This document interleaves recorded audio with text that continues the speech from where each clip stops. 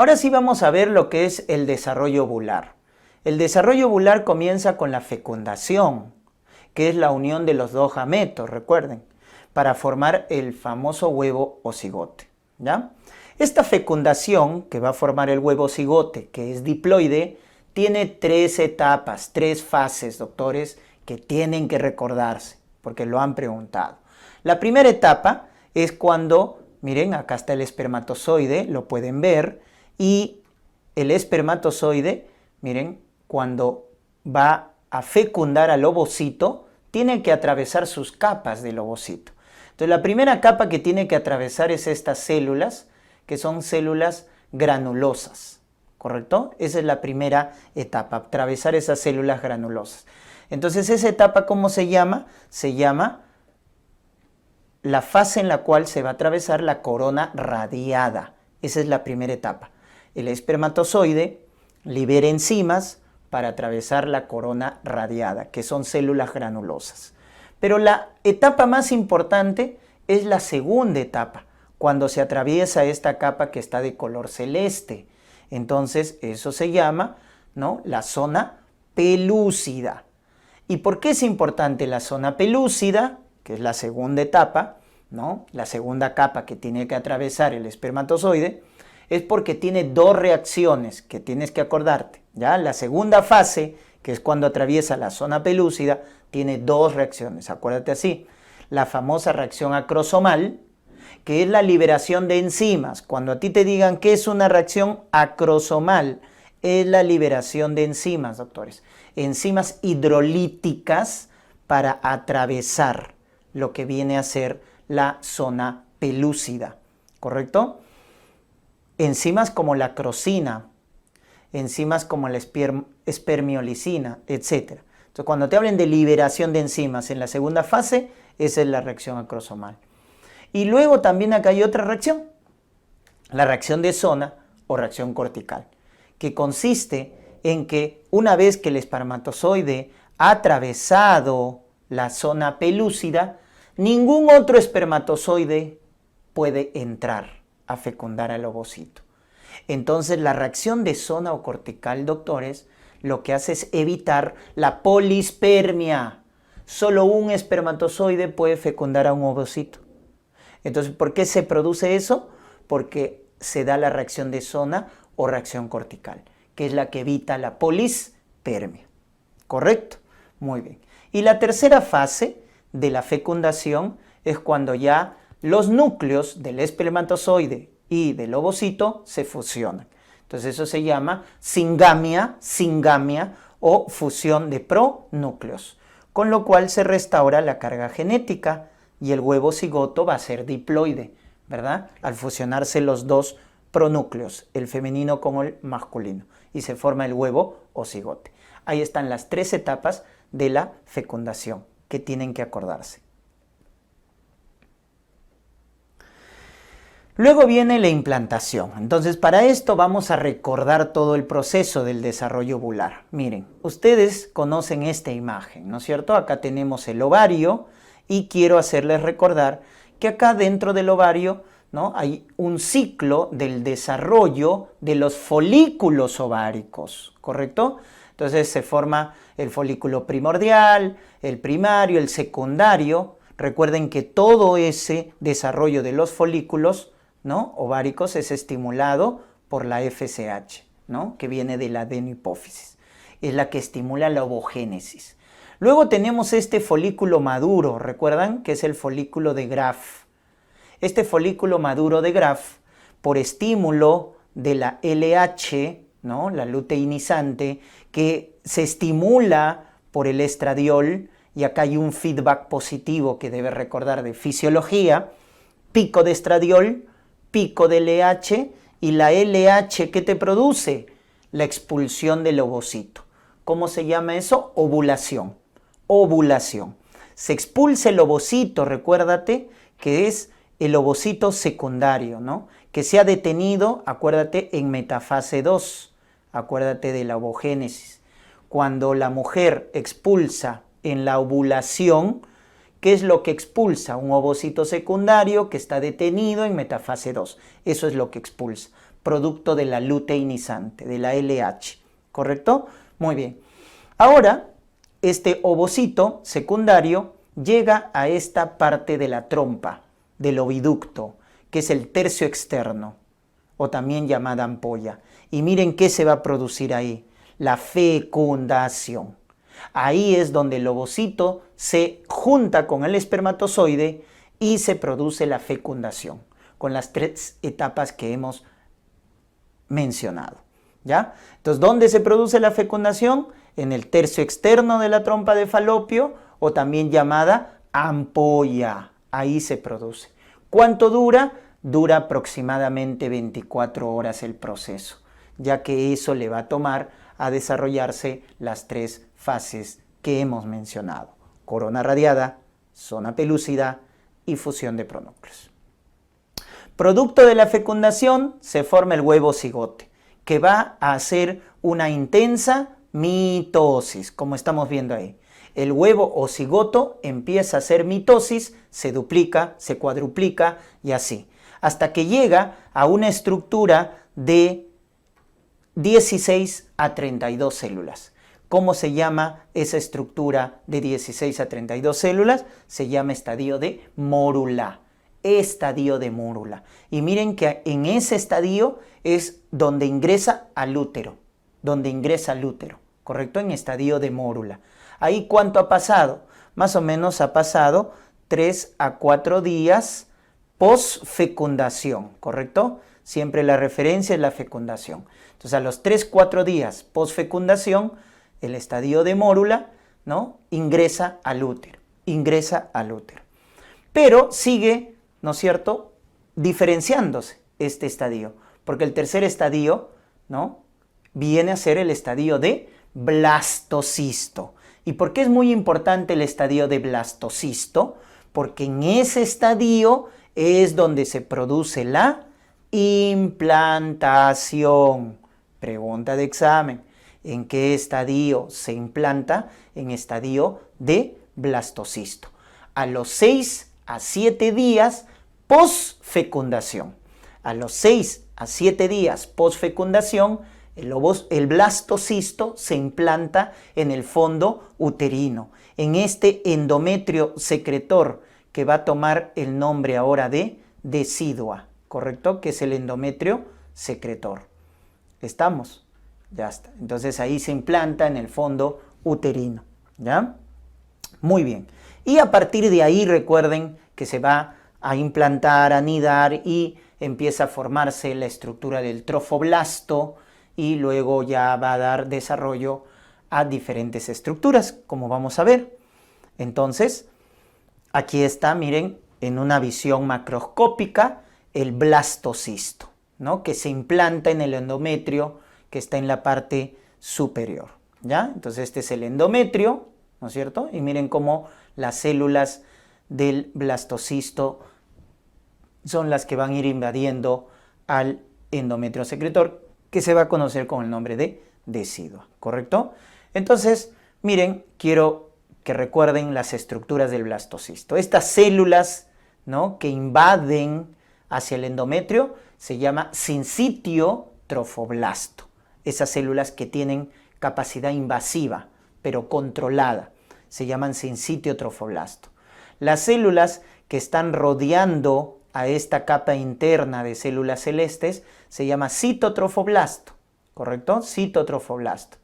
Y esta masa celular interna se llama embrioblasto. Entonces acá, ¿qué les quiero decir? Que esa estructura del blastocisto que se implanta, ¿no?, está formado por una masa celular interna que se llama embrioblasto, que lo están viendo de color celeste, y que va a dar origen al embrión. Y otra masa celular externa, que es el trofoblasto. El trofoblasto tiene 2 divisiones, unas células ordenadas, bien diferenciadas, que se llaman el citotrofoblasto, y otras células que tienen capacidad invasiva, no se delimitan, su capacidad invasiva es controlada y van invadiendo al endometrio, que se llama el sincitio trofoblasto. Y justamente esta estructura es la que va a producir la famosa HCG, ¿no? La subunidad beta del HCG, que es la que va a dar diagnóstico precoz al embarazo. Debemos recordarlo de esa manera.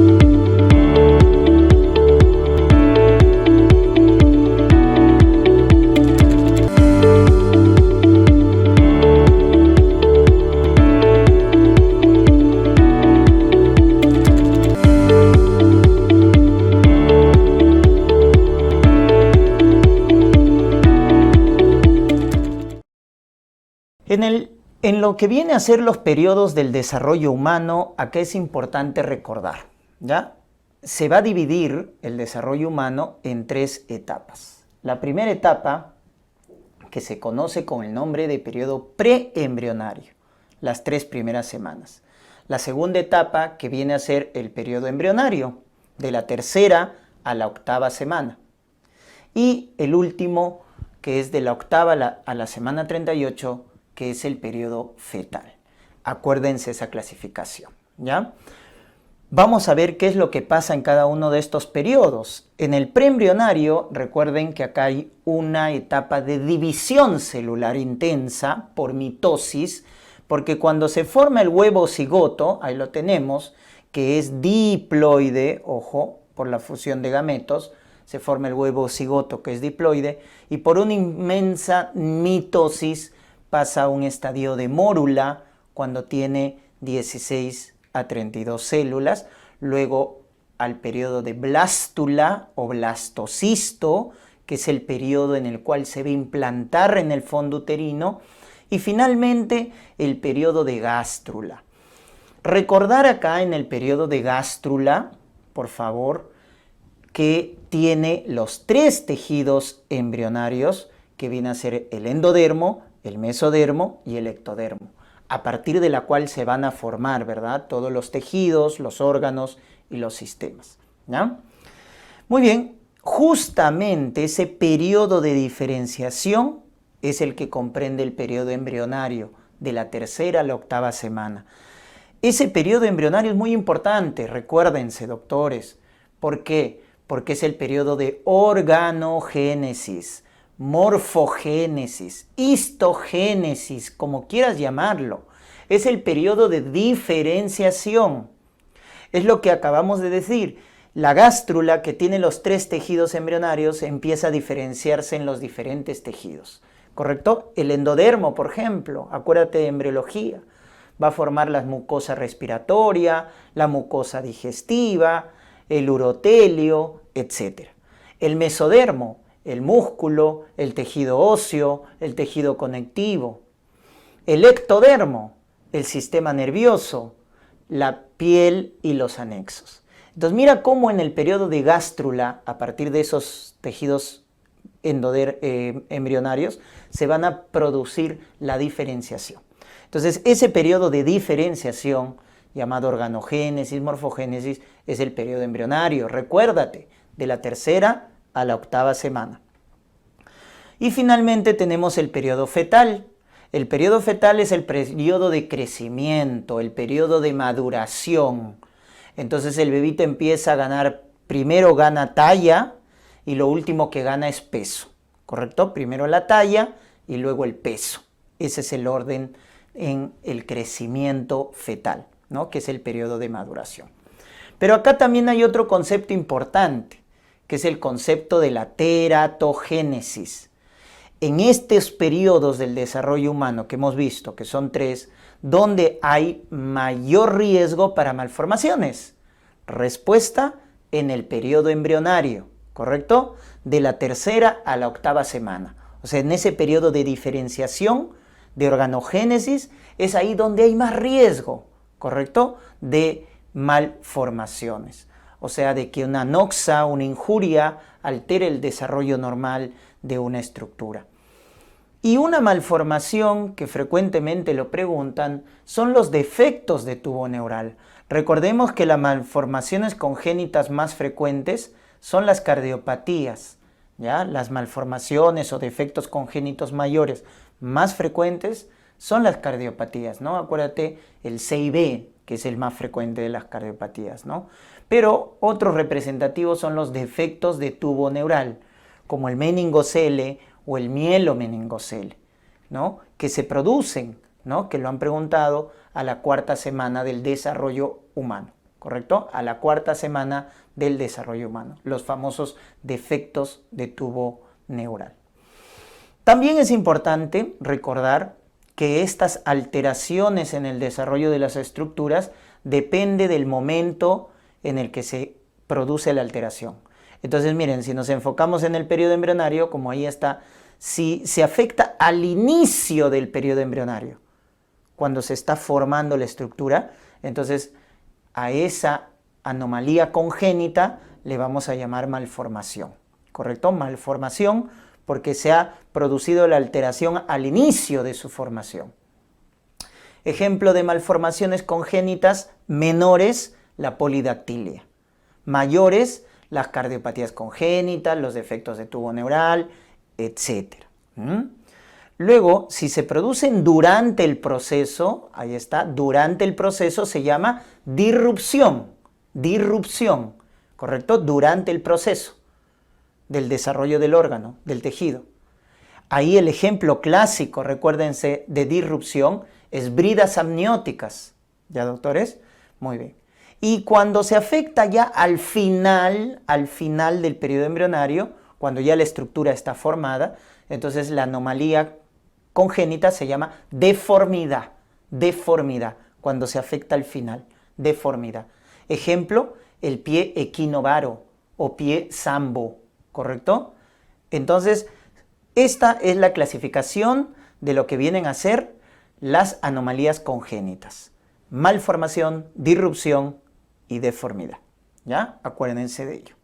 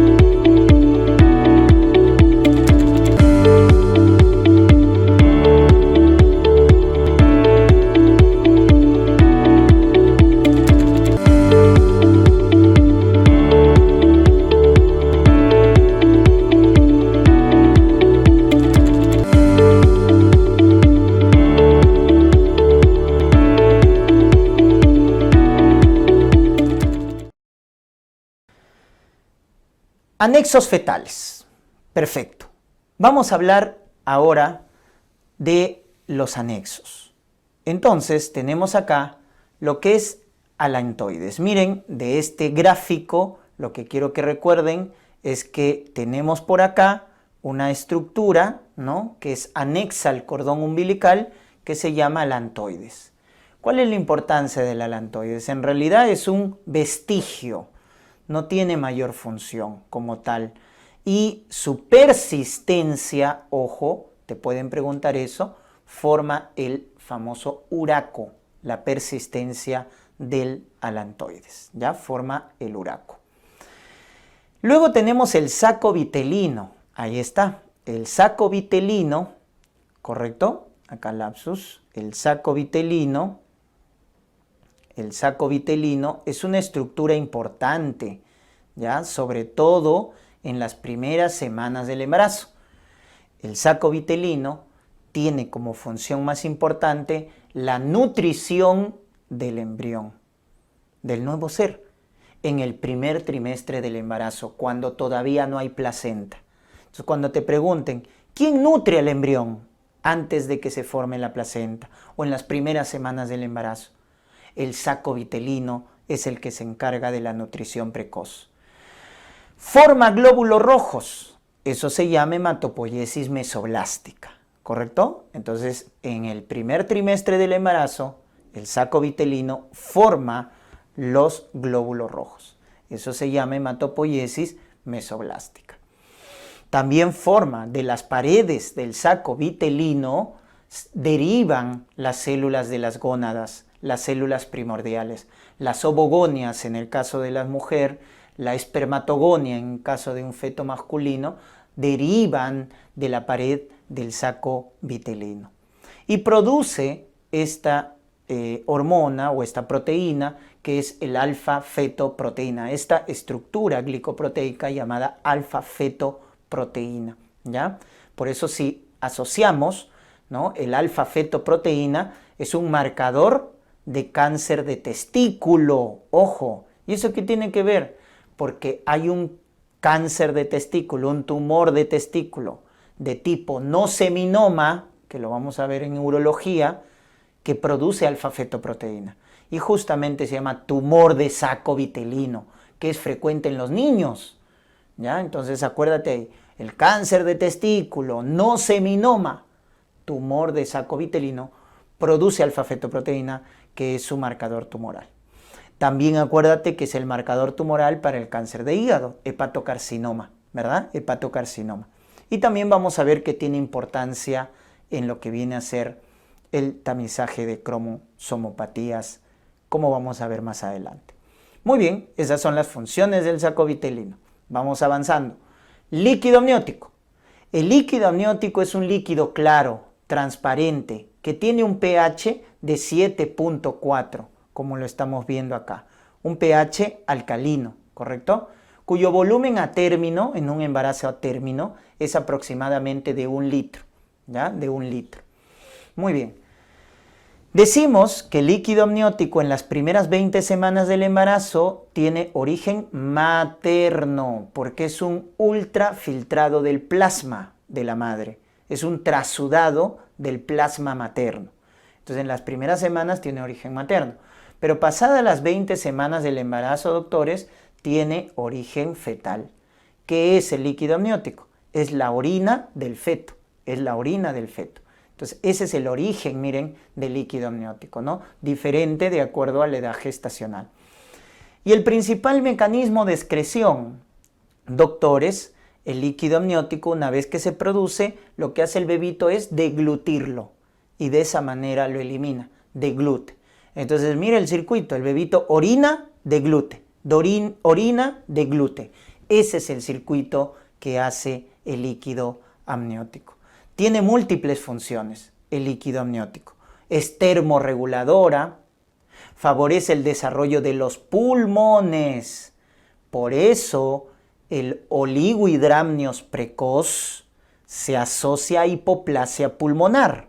Cuando hay poco líquido amniótico a edades muy tempranas del embarazo, eso se asocia a hipoplasia pulmonar.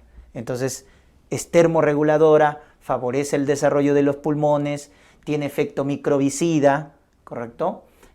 Favorece el desarrollo psicomotor también, el desarrollo motor del bebito, ¿ya? Muy bien. Y es amortiguadora, ¿no? Porque obviamente permite que el bebito esté flotando. Muy bien. Luego tenemos el cordón umbilical. El cordón umbilical es una estructura vascular muy particular, porque tiene una vena y tiene dos arterias. Pero vean la característica de esta estructura. Una vena y dos arterias. Y paradójicamente, la vena transporta sangre oxigenada. Y la arteria, las dos arterias umbilicales, transportan sangre desoxigenada. ¿Correcto? Entonces, esto se parece a lo que pasa en la circulación pulmonar. Cuando te pregunten cuáles son las venas que transportan oxígeno, vena umbilical en el feto y la vena pulmonar en el adulto. Diferente pregunta si te dicen qué arterias transportan CO2, las arterias umbilicales y la arteria pulmonar. ¿Te dan cuenta? Entonces se parece a la circulación pulmonar. Entonces tienen esa particularidad, ¿no? Y su estructura, una vena y dos arterias, rodeadas por un tejido conectivo, que es la gelatina de Wharton, conformada por glucosaminoglicanos y colágeno tipo 4. ¿Estamos? Este tejido conectivo es el que finalmente rodea a los vasos umbilicales.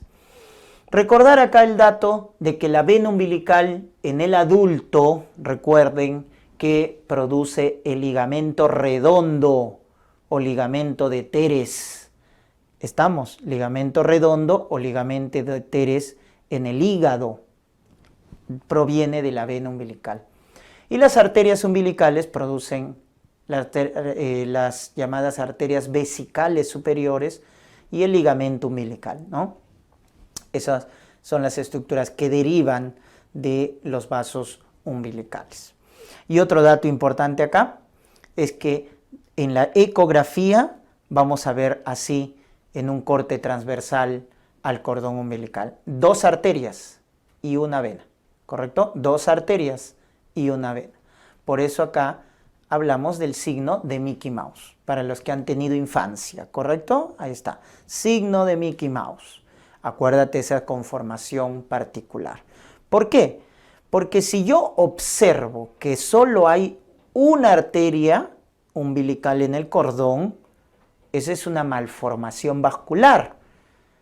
Es la malformación vascular más frecuente, doctores.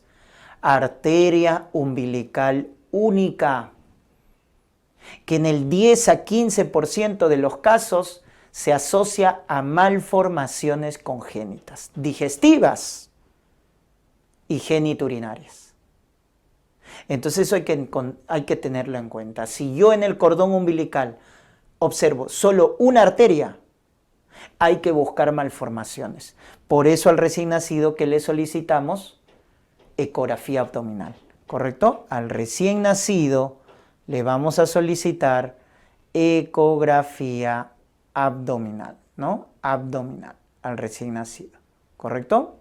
Para descartar justamente esas malformaciones congénitas. Muy bien, ese es el principio que deben recordar, ¿no? Entonces acá podemos poner como ejemplo la famosa secuencia de Potter, que es lo que deben tal vez asociarlo. ¿En qué consiste la secuencia de Potter? La secuencia de Potter consiste en que el feto tiene agenesia renal. ¿Esa agenesia renal con qué se relaciona? Ahí está, pues, malformaciones geniturinarias, con arteria umbilical única. ¿Y qué va a producir esa agenesia renal? Como no hay riñón, no hay buena producción de orina. Y si no hay buena producción de orina, ¿qué pasa con el líquido? Disminuye. Entonces, agenesia renal, arteria umbilical única, ¿qué produce? Oligohidramnios. Y el oligohidramnios, ¿qué produce? Malformaciones faciales e hipoplasia pulmonar. Entonces, a eso se conoce con el nombre de secuencia de Potter. Agenesia renal, que se asocia a arteria umbilical única, produce oligohidramnios, y el oligohidramnios que produce hipoplasia pulmonar y malformaciones faciales. Esa es la famosa secuencia de Potter.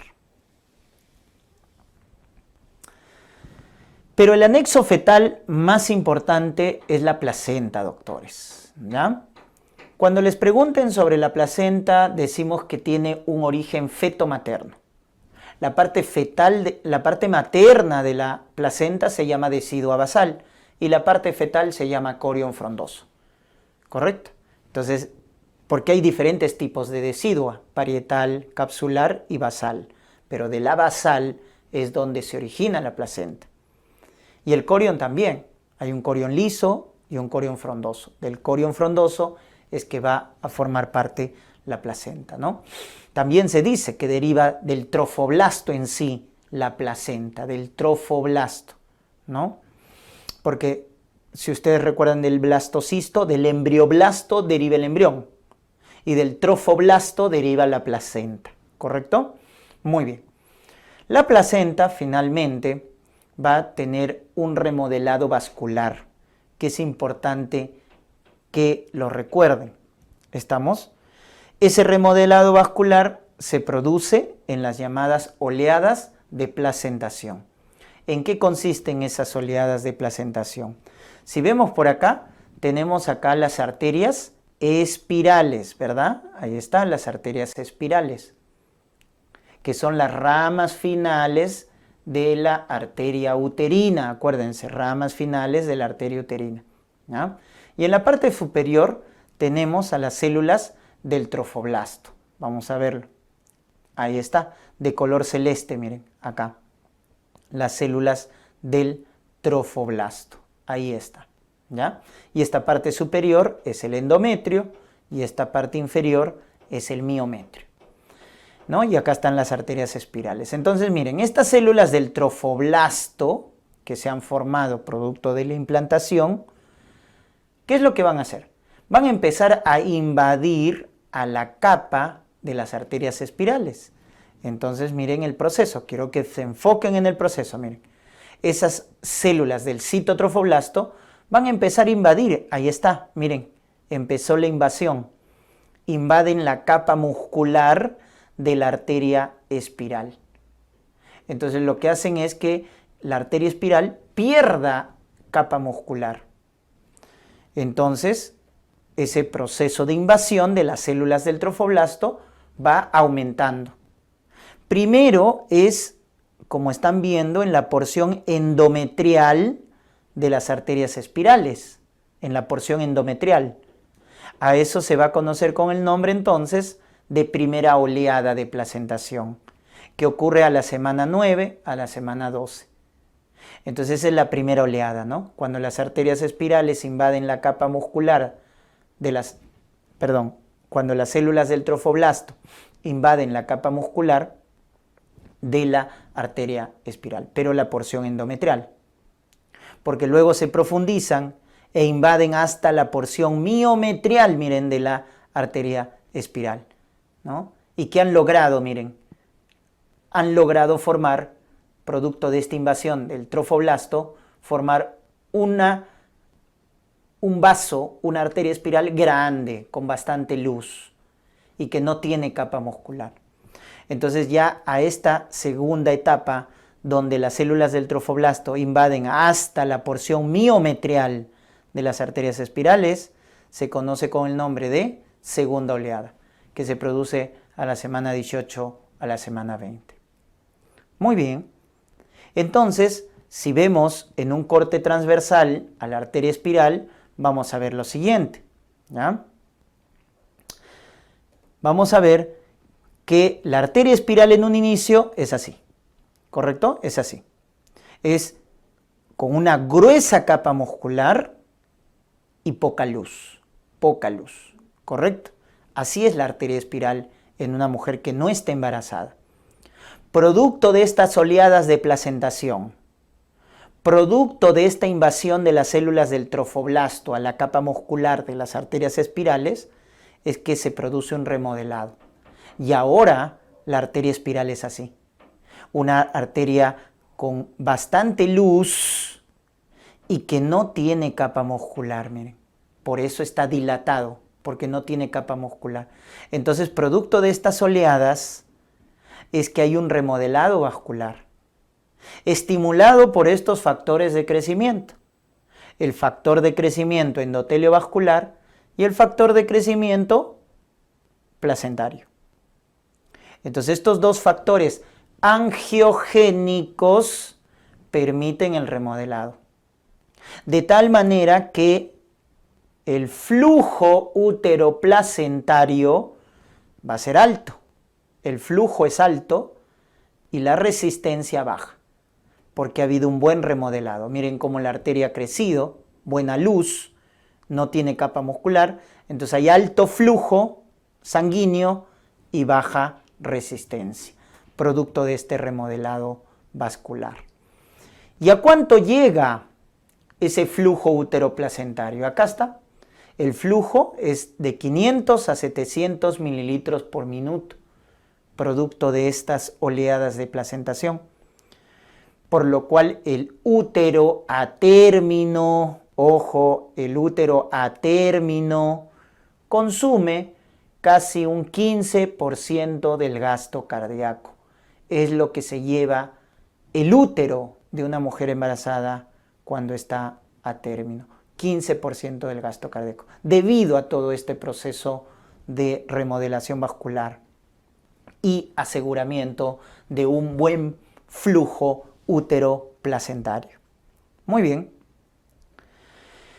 La unidad microscópica de la placenta se llama vellosidad corial, porque la unidad macroscópica se llama cotiledón, ¿ya? Entonces son las unidades funcionales. La microscópica se llama vellosidad corial y la macroscópica se llama cotiledón. Miren cómo se forma la vellosidad corial, que son de tres tipos: primaria, secundaria y terciaria. Entonces acá tenemos una vellosidad corial que se ha formado producto de la implantación.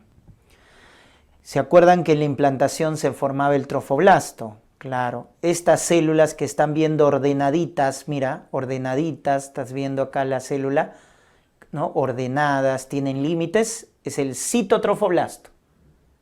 Y estas células que estás viendo desordenados, no hay límites, es el sincitiotrofoblasto, que ha ido invadiendo al endometrio, ¿te acuerdas? Al endometrio, la decidua ha ido invadiendo, ¿ya?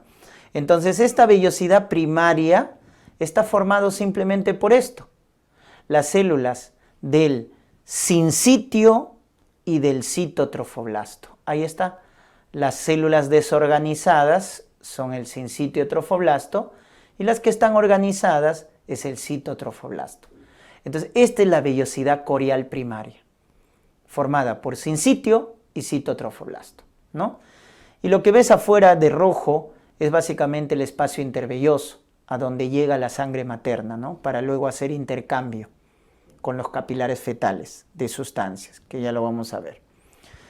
Entonces sigue madurando y luego se forma la vellosidad corial secundaria.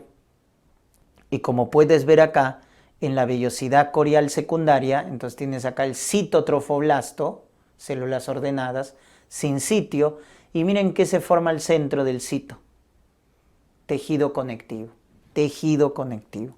Entonces cuando tú tengas en una vellosidad corial, además del sincitio y el citotrofoblasto, al centro, tejido conectivo que viene de mesodermo, a eso ya le llamas vellosidad corial secundaria, ¿ya? Entonces a la vellosidad primaria, que todo es trofoblasto, le aumentas tejido conectivo, vellosidad corial secundaria.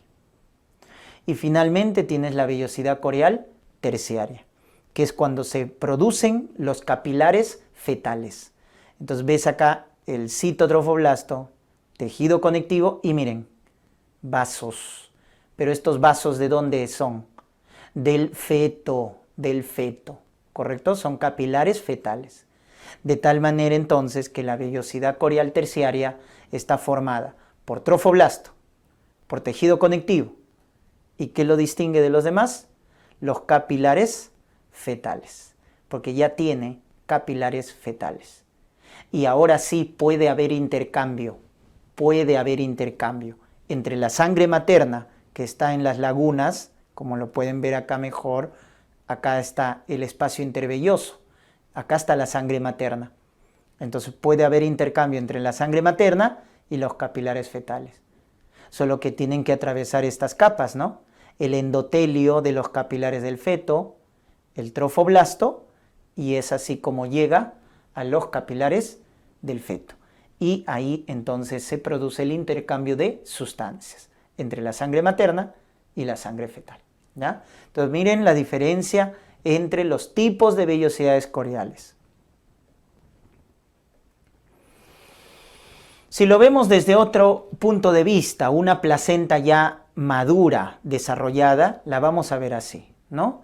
La cara fetal, ¿no?, va a estar formada por el cordón umbilical, ¿no? Entonces ahí está el cordón umbilical con su estructura particular, una vena que transporta oxígeno, ¿no?, transporta oxígeno hacia el feto, y dos arterias umbilicales que se llevan el CO2, ¿correcto? Que se llevan el CO2 del feto. Muy bien, entonces recuerda que la vena umbilical es la que transporta oxígeno hacia el feto y las arterias umbilicales sacan CO2 del feto. Muy bien, ahí está el cordón. Luego esta parte superior se llama placa coriónica. Ahí está la placa coriónica, que es la parte superior por donde van a ir las ramas de los vasos umbilicales. Luego en la parte central tenemos el espacio intervelloso, o sea, el espacio que está entre las vellosidades coriales. Por eso se llama intervelloso. Y es ahí donde se va a producir el intercambio de sustancias entre la sangre materna y la sangre fetal. ¿Por qué? Porque la parte inferior viene a ser la placa basal, donde ahí vemos las arterias espirales, o sea, los vasos maternos. Entonces, en la placa coriónica está el epitelio amniótico, el trofoblasto, el espacio intervelloso, tenemos las vellosidades y la sangre materna, que viene de la placa basal, donde están las arterias y los vasos maternos, ¿correcto? Entonces miren, ahí está la estructura. Entonces, si nosotros de esta estructura típica de la placenta, ¿no?, sacamos, ¿no?, una muestra, ahí está la muestra, miren, ahí está, y la agrandamos, como estamos viendo acá, entonces, ¿qué vamos a encontrar? Vamos a encontrar la circulación fetal en la parte superior, o sea, dentro de la vellosidad corial, porque se acuerdan, la vellosidad corial terciaria tenía capilares fetales, ahí está. Y la circulación materna, que va a estar en el espacio intervelloso, acuérdate, el espacio intervelloso, porque ahí es donde se va a depositar la sangre materna, en las lagunas del espacio intervelloso. Entonces acá está la circulación materna. Entonces, para hacer intercambio entre la sangre materna y la sangre fetal, se tienen que atravesar ciertas estructuras, como tiene que ser, por el lado fetal, el endotelio de los capilares fetales, y por el lado materno, ¿no?, las estructuras del trofoblasto, el cito y el sincíteo trofoblasto. Entonces, estas son las estructuras que las sustancias tienen que atravesar para hacer el intercambio entre la circulación materna y la circulación fetal, ¿no? Y comenzamos con el transporte de sustancias. En ese espacio entonces intervelloso, hacia los capilares fetales, se va a dar el intercambio. ¿De qué? De gases, ¿correcto? Oxígeno, CO2, ahí está. ¿Y cómo se llama el mecanismo de transporte, ¿no?, para sacar CO2 del feto y meter oxígeno hacia los capilares fetales? Eso se llama difusión simple. Difusión simple, ¿correcto? Transporte de gases. Pero también tenemos nuestra fuente energética, nuestra fuente de energía, que es la glucosa. Y la glucosa se intercambia por difusión facilitada, porque utiliza transportadores, que son los famosos GLUT. En la placenta tenemos el GLUT1, el GLUT3, y a partir de las 20 semanas también aparece el GLUT4, que depende de insulina. Por eso la insulina es una hormona que participa en el crecimiento del feto, ¿correcto? Ahí está. Ambos son transporte pasivo, recuerden, sin gasto de energía, sin gasto de energía. Muy bien. Y finalmente tenemos el transporte de aminoácidos, de cationes y de vitaminas, que se realiza por transporte activo. Acá sí hay gasto de ATP, gasto de energía.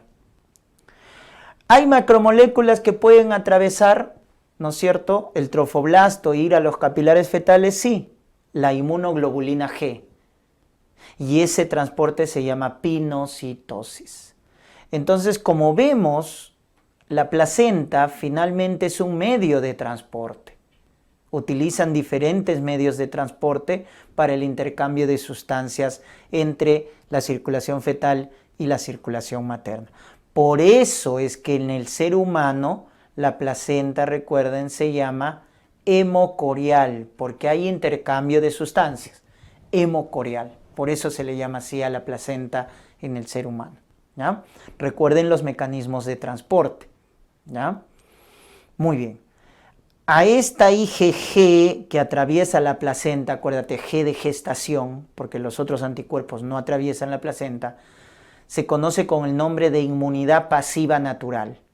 ¿Por qué pasiva? Porque le está dando al feto un anticuerpo ya formado. ¿Por qué natural? Porque no interviene la mano del hombre. Por eso cuando te pregunten entonces de inmunología, ¿cómo se llama el paso de anticuerpos de la madre al feto? Se llama inmunidad pasiva natural. Inmunidad pasiva natural. Durante el embarazo, la inmunoglobulina G atraviesa por pinocitosis la placenta y llega al feto, por pinocitosis. Hay sustancias que ya no atraviesan la placenta.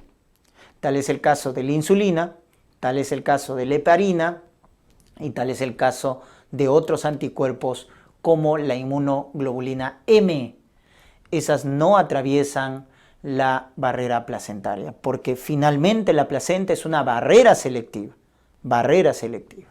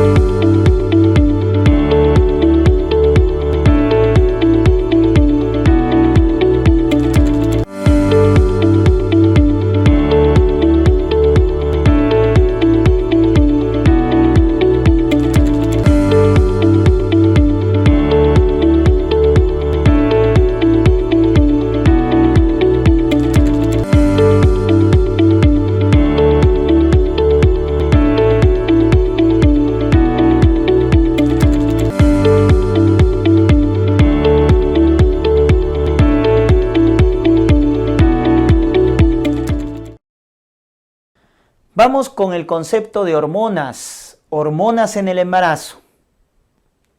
Si hacemos un cuadro, ¿no es cierto? Y ahí ponemos acá las semanas del embarazo, ¿no?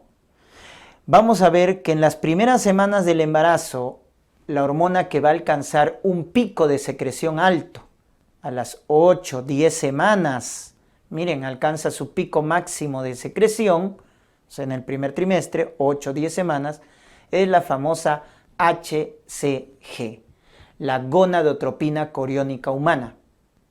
Esta hormona, recuerden que tiene dos subunidades, la alfa y la beta.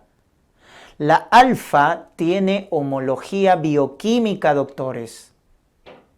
En cambio, la beta es la específica. Con la beta vas a hacer diagnóstico del embarazo, porque es la subunidad específica. En cambio, la subunidad alfa es compartida con estas hormonas, TSH, la hormona estimulante tiroides, LH y FSH. Entonces, estas hormonas, TSH, LH, FSH y la HCG, comparten la subunidad alfa. Hay homología bioquímica. En cambio, la específica es la subunidad beta, con la cual haces diagnóstico precoz del embarazo. Diagnóstico precoz del embarazo. Por eso dosas para descartar embarazo, un probable embarazo, dosas beta-HCG. Recuerda que la HCG es producida por el sincitio trofoblasto en la implantación. ¿Te acuerdas? En la implantación del blastocisto se empieza a formar el sincitio trofoblasto y esta estructura es la que produce el HCG. Y normalmente duplica su valor cada 48 horas. Ese concepto deben recordar. Cada 48 horas el valor del HCG se duplica hasta que llega a su pico máximo, como están viendo, entre las 8 a 10 semanas. Llega o alcanza su pico máximo.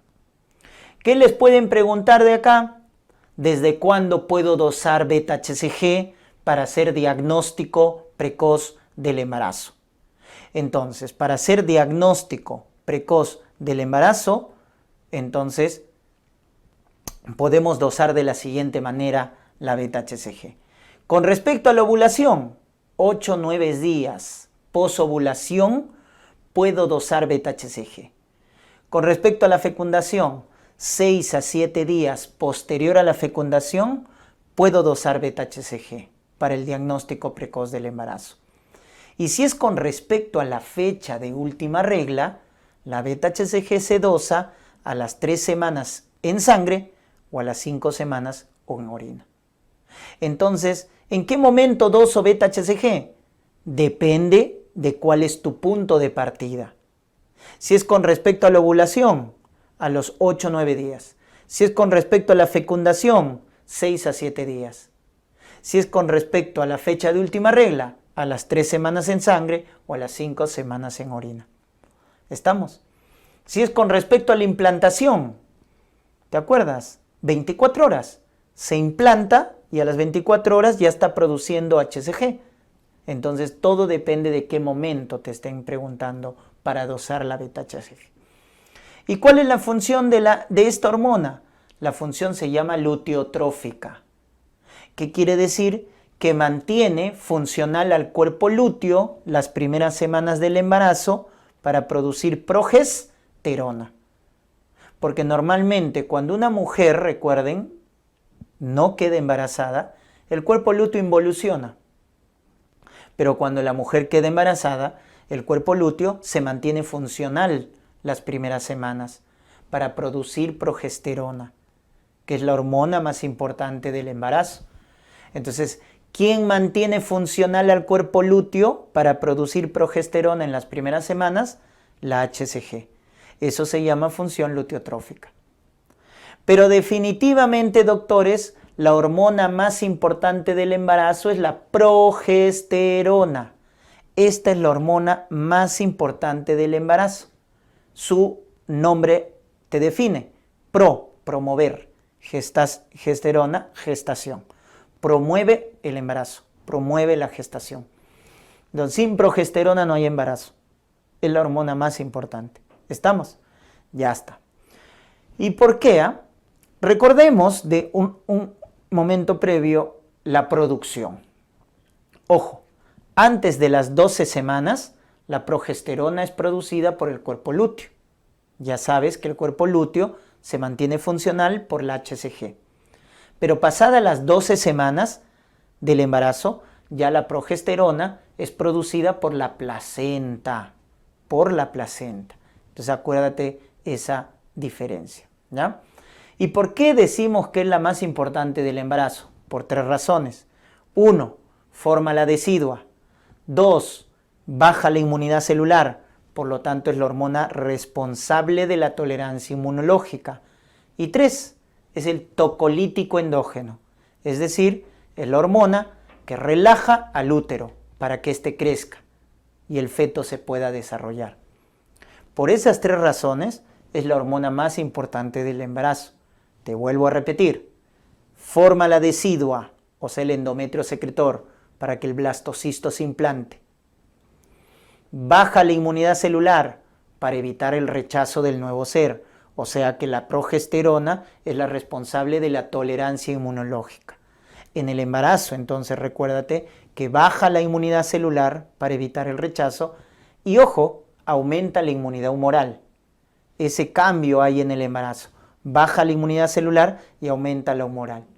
Entonces, cuando te pregunten la hormona responsable de la tolerancia inmunológica en la gestación, es la progesterona. Y la tercera función, relaja el músculo liso del útero, relaja el miometrio, por lo cual se dice que es el tocolítico endógeno. Tocolítico endógeno. Y este pueda crecer y desarrollarse. Entonces, por esas 3 funciones es que decimos que la progesterona es la más importante del embarazo. Luego tenemos los estrógenos. Y acá les quiero hacer recordar que de los diferentes estrógenos, el más importante en el embarazo y que va a aumentar es el estriol, L3. En cambio, el que cae es el estrógeno tipo 2, el llamado estradiol. Entonces, mire, esos cambios estrogénicos se ven en el embarazo. Aumenta el estriol y disminuye el estradiol. Acuérdate de ese cambio estrogénico. Y este cambio estrogénico te va a poder responder el hecho de que el embarazo es un reposo estrogénico. Porque si tú te acuerdas, ¿quién de estos tiene más actividad? Recuerden que si comparamos actividad estrogénica, potencia, si quieres llamarlo, el E2 es más potente que el E3, funcionalmente hablando. Entonces, como en el embarazo aumenta el menos potente y baja el más potente, se dice que el embarazo es un reposo estrogénico. Por eso el embarazo es un factor protector para neoplasias ginecológicas estrógeno dependientes. Mama, endometrio. Cuando una mujer queda embarazada, es factor protector para cáncer de mama y cáncer de endometrio, ¿no? Por eso las monjitas, pues, ¿no? Las que no tienen hijos, son las que básicamente tienen más riesgo de estas neoplasias estrógeno dependientes, ¿no? Muy bien. Cuando te pregunten cuál es la hormona de la hipófisis que se produce en mayor cantidad en el embarazo, la respuesta es prolactina. La prolactina es la hormona hipofisiaria que más aumenta en el embarazo. Hasta la lactancia, ¿no? Recuerden que hay un estado de hiperprolactinemia fisiológica. Muy bien. Y también recordemos que tenemos al lactógeno placentario. Este lactógeno placentario es una hormona muy interesante, porque es una hormona que aumenta en el segundo o tercer trimestre, ¿correcto? Empieza a aumentar a partir del segundo trimestre y tiene su pico en el tercer trimestre. Y es la hormona que promueve el paso de la glucosa. ¿De dónde? De la madre hacia los capilares fetales. ¿Te acuerdas su mecanismo de transporte? Difusión facilitada, ¿verdad? Muy bien. Entonces, ¿quién promueve el paso de glucosa de la madre hacia el feto?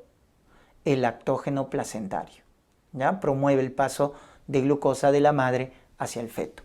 Para ello, ¿qué tiene que hacer el lactógeno placentario? Inducir una insulinoresistencia. Hacer que la insulina materna no trabaje. ¿Y por qué? Porque si tú quieres que la sangre de la madre le dé glucosa al feto, entonces la glucosa debe quedarse en la sangre materna, no debe pasar a sus células. ¿Quién hace eso?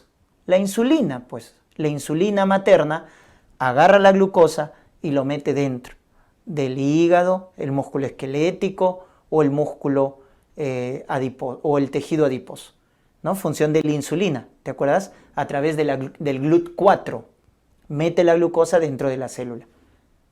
Pero como tú quieres que la glucosa se quede en la sangre de la madre, para que luego pase hacia el feto, entonces tienes que hacer una insulinoresistencia, hacer que la insulina de la madre no trabaje, para que la glucosa se quede en la sangre materna y pueda pasar a los capilares fetales por difusión facilitada.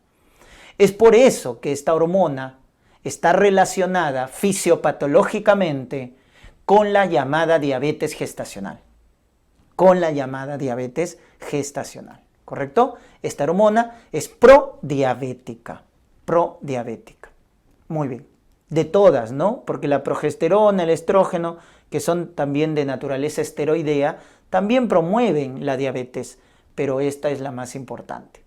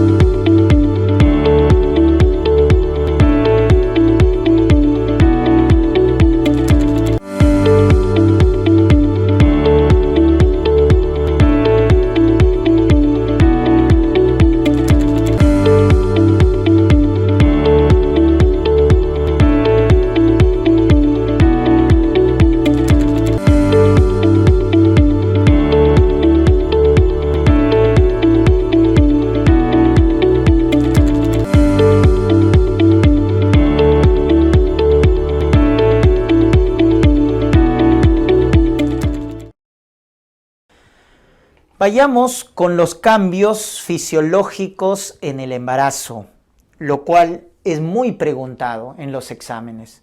Recordemos los cambios locales, como pueden ser el agrandamiento del útero. El agrandamiento del útero, ¿no?, comienza acá. El útero llega a la parte superior de la sínfisis púbica. Cuando llega a la parte superior el útero, a la parte superior de la sínfisis púbica, más o menos se correlaciona con 8 a 9 semanas de embarazo. Cuando ya es extrapélvico, es decir, el útero sobrepasa la sínfisis, no se queda en el borde superior, sino lo sobrepasa, está por encima de la sínfisis, se vuelve extrapélvico, eso se correlaciona con 12 semanas de embarazo. Y cuando el útero alcanza el ombligo, es aproximadamente a las 20 semanas del embarazo. Y alcanza su máxima expresión llegando a la apófisis sifoides del esternón o reborde costal a las 36 semanas. Entonces, el agrandamiento del útero, hay que recordarlo, es muy importante. Sobre todo crece por hipertrofia, más que por hiperplasia, o sea, por aumento de volumen celular. Cuando crece el útero, gira un poco hacia la derecha. Hay una dextrorrotación, gira a la derecha, ¿correcto? Y a partir de las 20 semanas, el útero, que ya ha alcanzado al ombligo, empieza a comprimir. ¿Qué cosa? La aorta y la vena cava inferior. Al comprimir la aorta puede generar ortostatismo, hipotensión ortostática. Al comprimir la vena cava inferior, doctores, disminuye el retorno venoso, con lo cual genera edemas, que hasta cierto punto son fisiológicos en el embarazo. El edema de pie, el edema de piernas es fisiológico porque a partir de las 20 semanas el útero comprime la vena cava inferior, ¿correcto? Recuérdense de ese detalle. Y entre las 20 y 34 semanas, ojo que hay una correlación entre la altura uterina y la edad gestacional. Es decir, si la madre tiene 26 semanas, se correlaciona con 26 centímetros de altura uterina. Hay esa buena correlación. Recordemos los cambios genitales en el embarazo. ¿Cuáles son aquellos cambios genitales que tienen epónimo? Te preguntan, ¿no? El signo de Chadwick, esa coloración violácea azulada en las paredes vaginales se llama signo de Chadwick, coloración violácea, cianótica de las paredes vaginales. Es un signo precoz, ¿no?, del embarazo. El cuello se torna blando, el cuello uterino, cervix, se torna blando. Eso se llama signo de Godel, cuello blando. El útero también se torna blando. Eso se llama signo de Egar, útero blando. Luego tienes la fácil flexión del cuerpo sobre el cuello del útero. Esa fácil flexión del cuerpo sobre el cuello se llama signo de McDonald. Y puedes palpar los fondos de saco ocupados. Ese signo se llama noble budín, ocupación de los fondos de sacos laterales. Y también puedes tener una leucorrea fisiológica en el embarazo, producto del estímulo estrogénico. Esta leucorrea es blanquecina, pero fluida, para diferenciarlo de la leucorrea por cándida, ¿no?, que es blanca, pero grumosa. No, acá es blanca y fluida, y no tiene mal olor, ¿correcto? Entonces hay una leucorrea fisiológica en el embarazo. Entonces recordemos que estos son los llamados cambios genitales que se producen en el embarazo, ¿ya? Por ahí pueden revisar algunos cambios, ¿no?, adicionales a los que les gusta ya los datos más específicos, ¿no? Por ejemplo, el signo de Pisz-Kasek. Doctor, he escuchado, ¿qué es el signo de Pisz-Kasek? Es cuando el útero se torna irregular producto de la implantación. Como el blastocisto se implanta en el fondo uterino, el útero se torna irregular. Signo de Pisz-Kasek. Se palpa las arterias vaginales en el útero. Signo de Osiander. Palpación del pulso de las arterias vaginales. Signo de Osiander. Muy bien, pero los que hemos comentado son los más importantes definitivamente. Luego tenemos los cambios a nivel sistémico, a nivel cardiovascular, a nivel hematológico, a nivel nefrológico, a nivel pulmonar, a nivel del tubo digestivo y a nivel hepático. Estos cambios son a nivel sistémico. Entonces, es importante que lo recuerden, porque es súper preguntado en los exámenes, ¿ah? A nivel cardiovascular, recordar que en el embarazo aumenta la frecuencia cardíaca, 10 latidos por minuto, y aumenta el volumen sistólico, hasta un 50%. Entonces, al aumentar la frecuencia cardíaca, 10 latidos por minuto, y al aumentar el volumen sistólico, tú multiplicas, ¿verdad? Por cardio, acuérdate que frecuencia por volumen sistólico, que es igual al gasto. Por lo tanto, en una gestante hay un aumento del gasto cardíaco, hasta un 40 a 50%, ¿no? Por eso decimos que la gestante, cuando hace su falla cardíaca, hace con gasto cardíaco alto. De ahí acuérdate, miren, el gasto cardíaco está aumentado, porque la frecuencia y el volumen sistólico están aumentados. En el embarazo hay un proceso de vasodilatación, porque la progesterona relaja el músculo liso de los vasos. Entonces hay vasodilatación y eso que produce disminución de la resistencia vascular periférica. Y al disminuir la resistencia vascular, entonces cae la presión arterial. Entonces la presión arterial en el embarazo, doctores, cae en el primer y segundo trimestre. En el tercer trimestre se restablece, pero en el primero y segundo cae la presión por esa vasodilatación y por disminución de la resistencia vascular. Es normal que haya soplo sistólico multifocal en el embarazo. Eso es por la hipervolemia, por el aumento del gasto. Y el eje del corazón se desvía hacia la izquierda, se desvía hacia la izquierda. O sea, se vuelve más negativo. Acuérdate del electrocardiograma. ¿Cuándo es desviación a la izquierda? Cuando cae entre menos 30 y menos 90, ¿verdad? Entre menos 30 y menos 90 grados en el eje cardíaco se dice desviación hacia la izquierda. A nivel hematológico, recuerden que aumenta el volumen plasmático 45%, pero también aumentan los glóbulos rojos. Aumenta el volumen eritrocitario 33%. Por ende, hay una hemodilución, porque aumenta más el plasma que los glóbulos rojos. Los dos aumentan, pero más el plasma que el glóbulo rojo. Por lo tanto, finalmente hay una hemodilución fisiológica en el embarazo, por aumento del volumen plasmático. Hay una leucocitosis fisiológica en el embarazo, pero no hay desviación izquierda, ojo, no hay aumento de abastonados, solo hay una leucocitosis fisiológica, que va de 9.000 a 15.000 leucocitos, aprox, de 9.000 a 15.000. Esa leucocitosis fisiológica va con neutrofilia y con linfopenia, ¿correcto? Neutrofilia, linfopenia, pero no hay desviación izquierda, ojo, no hay aumento de abastonados. Porque cada vez que los leucocitos ya aumenten demasiado, más de 16.000, o cuando aparece desviación izquierda, ya debemos descartar infecciones. Y también el embarazo, recuerden que aumenta factores de coagulación, sobre todo el fibrinógeno. Por eso se dice que el embarazo, doctores, es un estado protrombótico, ¿correcto? Protrombótico. Hay aumento del riesgo de trombosis venosa profunda y de tromboembolismo pulmonar. Y en la infección por coronavirus también aumenta el riesgo trombótico. A nivel renal debemos recordar que aumenta el tamaño del riñón 1 centímetro.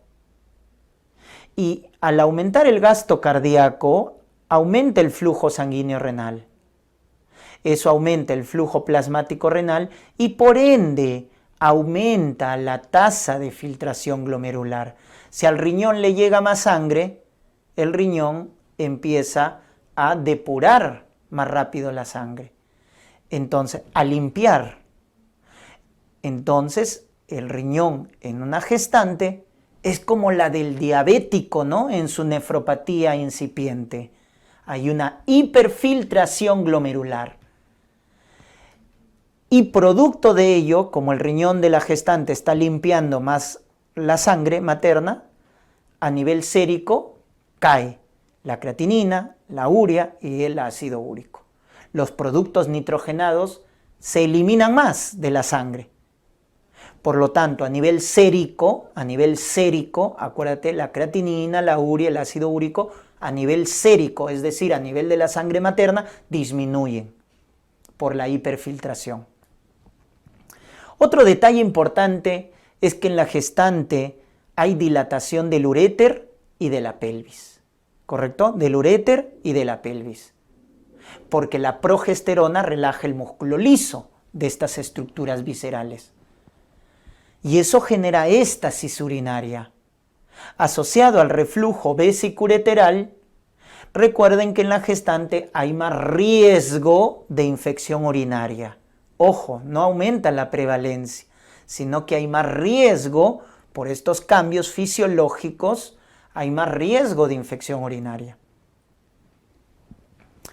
A nivel de los pulmones, recuerden que la gestante tiene una hiperventilación, porque la progesterona estimula al bulbo raquídeo y el bulbo raquídeo empieza a hiperventilar o manda la acción, ¿no?, para que los pulmones generen hiperventilación. Esa hiperventilación hace caer al CO2 y como es inversamente proporcional, aumenta el pH. Entonces, doctores, hay una alcalosis respiratoria que se compensa ¿con qué? Miren, ahí está, se compensa con esto, con una excreción urinaria de bicarbonato. Entonces, cuando te pregunten cómo se compensa esa alcalosis respiratoria producto de la hiperventilación, con la excreción urinaria de bicarbonato. Con eso se llega a compensar.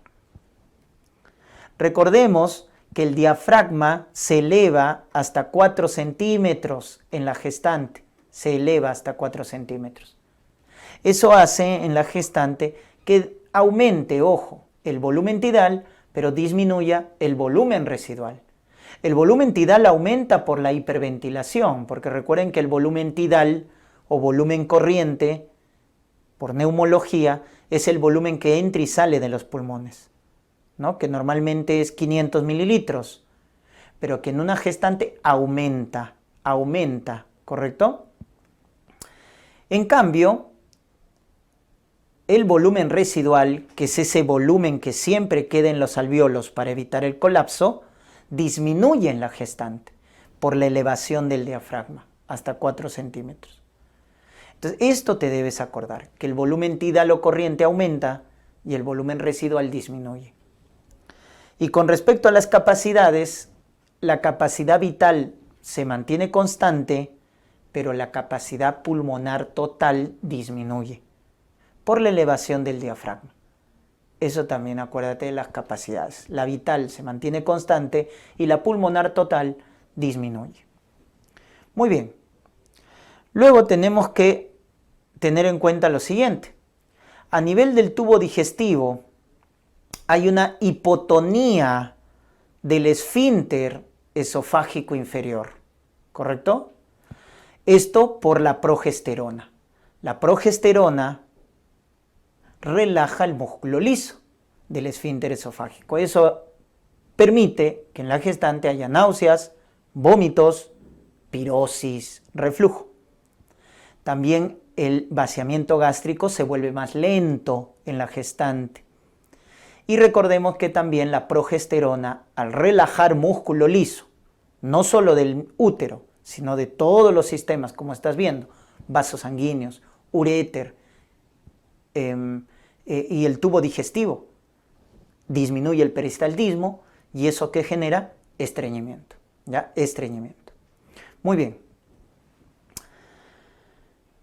Lo que también debemos recordar a nivel de la vesícula biliar es que nuevamente la progesterona relaja músculo liso de la vesícula, generando atonía de la vesícula biliar.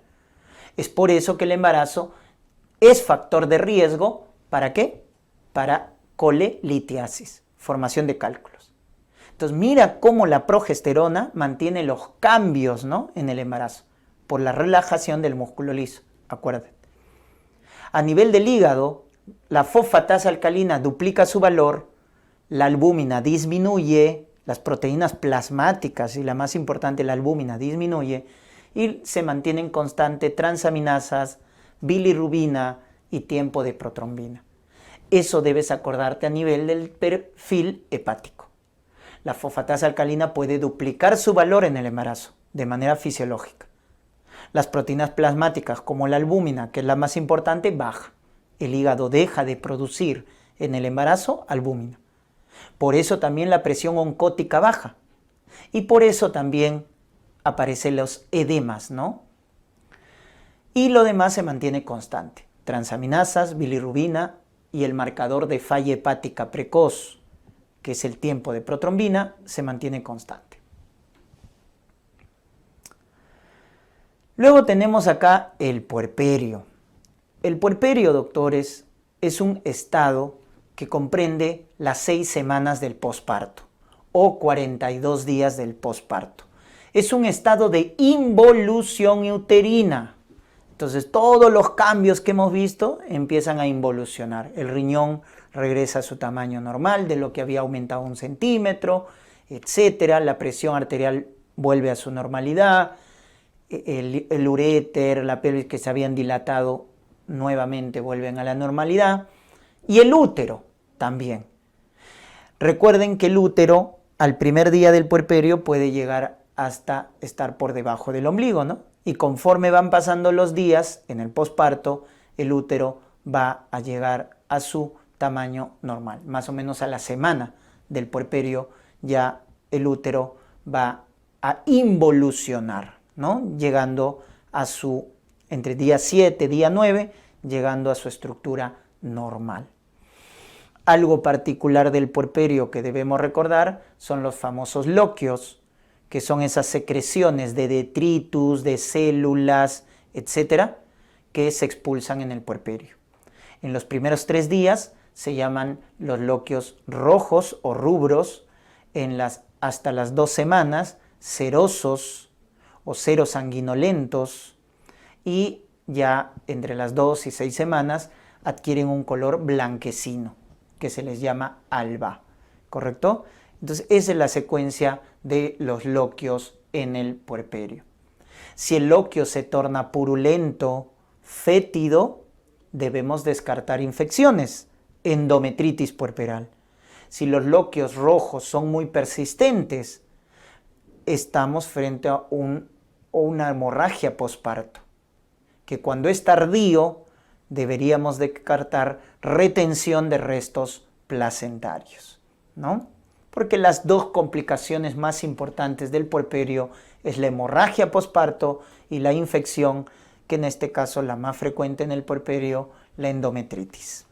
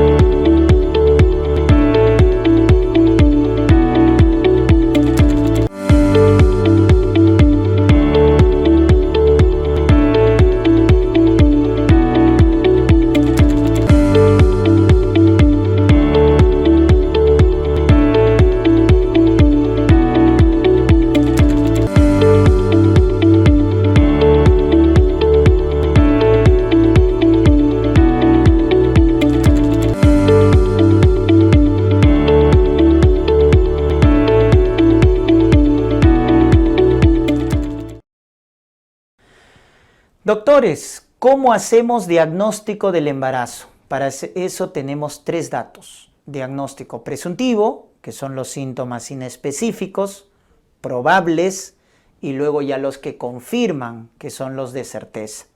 Entonces acá ustedes tienen que reconocer qué tipo de síntomas es. Presuntivo, todo lo inespecífico, por ejemplo, las náuseas y los vómitos. Poliacuria, disuria, irritabilidad, se queda dormida, somnolencia.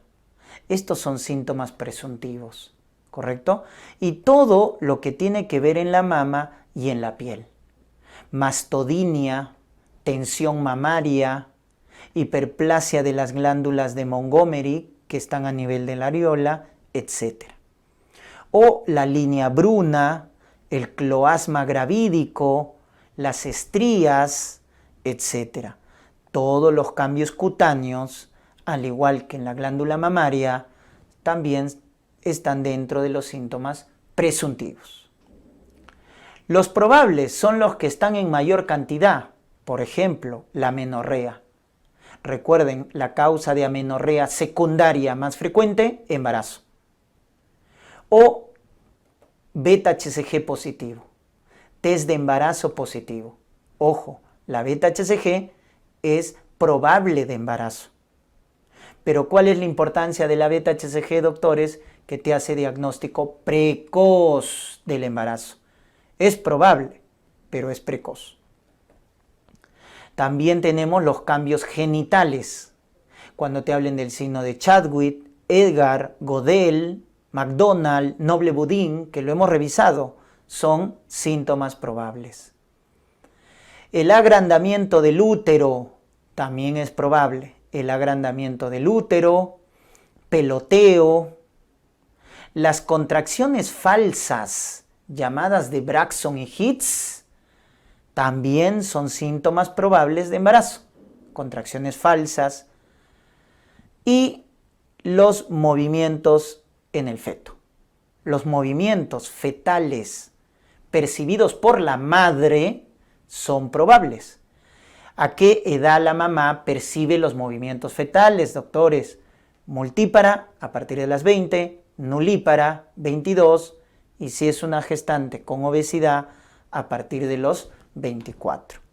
Entonces, los movimientos fetales percibidos por la mamá son síntomas probables de embarazo y son síntomas también de bienestar fetal. En cambio, ¿quiénes confirman el embarazo? La ecografía transvaginal confirma el embarazo, doctores. Entonces, la beta-HCG hace diagnóstico precoz, pero probable, y la ecografía transvaginal te confirma. A las 4 semanas, saco gestacional. A las 4 semanas. A las 5 semanas, un embrión. Y puedo medir la longitud cráneo-caudal, que es el mejor parámetro para calcular la edad gestacional. ¿Estamos? Ahí está, longitud cráneo-caudal, embrioncito, a las 5 semanas. A las 6 semanas, esto de acá, actividad cardíaca, latidos cardíacos, a las 6 semanas, latidos cardíacos. Entonces, esto confirma definitivamente el embarazo, la ecografía transvaginal. Otro diagnóstico de certeza, doctores, también, es cuando el personal de salud percibe los movimientos fetales. Si la mamá percibe los movimientos, es probable, pero si el médico percibe, eso ya es certeza. ¿Correcto? Muy bien.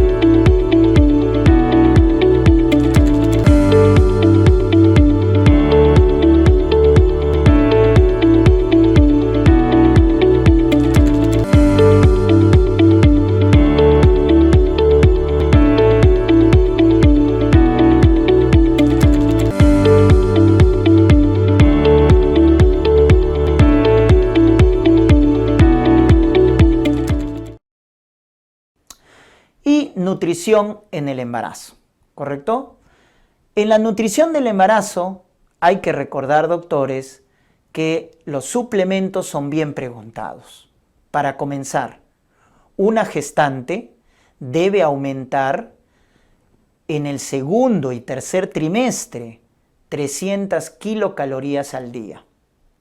Porque el basal en una mujer que no está embarazada es 2.200 kilocalorías. Cuando queda embarazada, en el segundo o tercer trimestre, debe aumentar a 2.500 kilocalorías por día. Entonces, la pregunta ahí salta a la vista. ¿Cuánto debe aumentar una gestante en su consumo de kilocalorías? 300 kilocalorías al día, en el segundo a tercer trimestre. En la lactancia, debe aumentar 500 calorías por día, en la lactancia. 3 tipos de suplemento. El famoso folato, que nos previene los defectos de tubo neural, muy importante, la vitamina B9. El hierro, suplemento de hierro para evitar la anemia carencial más frecuente, que es la anemia ferropénica. Y el calcio para evitar preeclampsia en algunas poblaciones y también para evitar los déficits de calcio durante el embarazo. Muy bien, el folato, que previene o baja la incidencia de los defectos de tubo neural, lo debemos prescribir antes del embarazo, pregestacional, idealmente 3 meses antes, si una mujer planifica su embarazo. Pero ¿cuántas mujeres planifican su embarazo? Muy pocas, ¿verdad? 10%. El 90% es no planificado. Entonces, 3 meses antes debería dar folato a una mujer que está planificando su embarazo, idealmente. Hasta el primer trimestre, ¿correcto? La dosis, sí, y en el caso, para seguir la idea, del hierro, es a partir de las 14 semanas el suplemento. A partir de las 14 semanas, con sulfato ferroso, que viene en tabletas de 300 miligramos y que nos proporcionan 60 miligramos de hierro elemental, ¿correcto? El 20%, ¿no? Y calcio se da a partir de las 20 semanas, ojo, con carbonato de calcio, Cuando queremos prevenir preeclampsia, se da a partir de las 13 semanas, pero como suplemento general, a partir de las 20 semanas. Cuando queremos prevenir preeclampsia en poblaciones de bajo consumo de calcio, a partir de las 13. Muy bien. ¿Cuánto es la dosis? En el caso de folato, si la gestante es de bajo riesgo, que es la mayoría, se da 0.4 miligramos o 400 microgramos, ¿ya? Acá lapsus, micro. Hacemos la conversión. 0.4 miligramos o 400 microgramos, ¿ah? No se confundan. Si es de bajo riesgo, como la mayoría de las gestantes. Si es de alto riesgo, o sea, mujeres gestantes que han tenido un hijo con defecto de tubo neural, eso es de alto riesgo. Cuando ya han tenido un hijo con defecto de tubo neural como antecedente, se da 10 veces más, 4 miligramos. Entonces vean la diferencia, ¿no?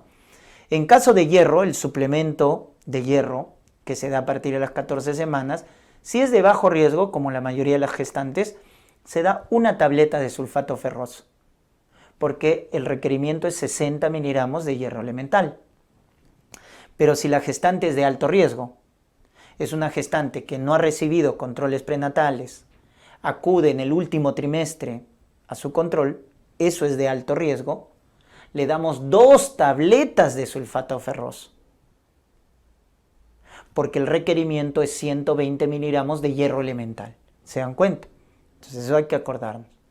Y el calcio es 1 gramo por día, ¿correcto? 1 gramo por día en general, y que se da como suplemento a partir de las 20 semanas. Solo en preeclampsia es más precoz, cuando queremos prevenir preeclampsia. Ya está. El otro componente importante es la ganancia ponderal en todo el embarazo. Doctores, la ganancia de peso en el embarazo depende del índice de masa. Si se trata de una mujer leptosómica, si su peso es normal, si tiene sobrepeso o tiene obesidad. Entonces, si el índice de masa es leptosómica, como acá, un índice de masa menos de 18, entonces, ¿cuánto debe ganar de peso? Ahí está. Si el índice de masa, entonces, es menos de 18, debe ganar esto, de 12 a 18.2, cuando es leptosómica. Si el índice de masa es normal, ¿qué quiere decir normal? De 18 a 25, ¿verdad? La ganancia es de 11.5 a 16 kilos. Esa es la ganancia normal. Acuérdense de esto. ¿Cuánto es la ganancia de peso normal? De 11.5 a 16. Cuando el índice de masa está bien.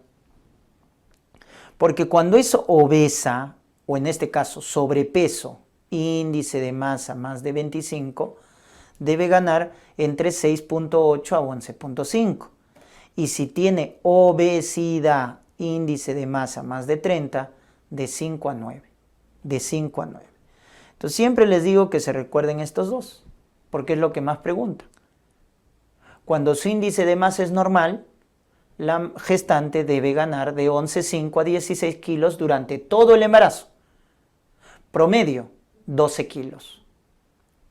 Y cuando la gestante tiene obesidad, porque la obesidad genera complicaciones en el embarazo, en el feto, macrosomía, el más importante. En la madre, preeclampsia, es lo que genera la obesidad en el embarazo y en el feto. Entonces, cuando la madre es obesa, debe ganar menos peso, de 5 a 9 kilos, promedio 7 kilos. ¿Se dan cuenta? Entonces, la ganancia ponderal es inversamente proporcional al índice de masa.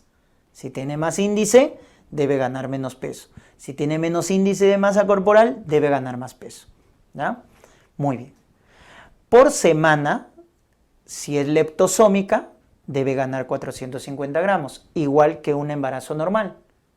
Pero cuando es sobrepeso, ya debe ganar menos por semana en el segundo y tercer trimestre, 270 gramos. Y cuando tiene obesidad, debe ganar 230 gramos por semana. Ahí también te pueden preguntar, ¿ya?